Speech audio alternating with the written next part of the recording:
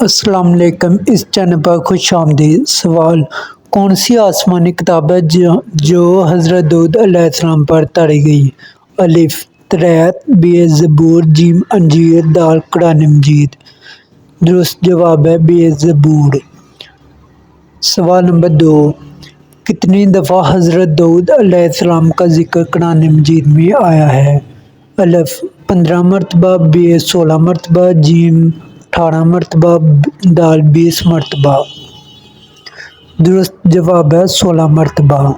سوال نمبر 3، حضرت داؤد علیہ السلام کے ہاتھ میں کون سی دھات نرم ہو جاتی تھی؟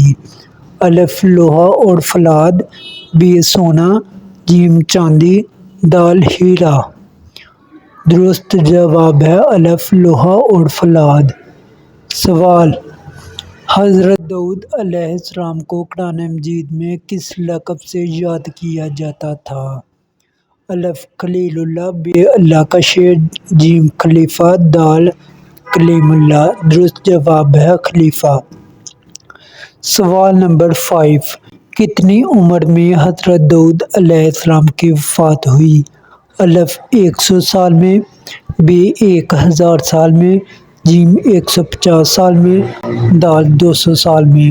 درست جواب ہے 100 سال میں۔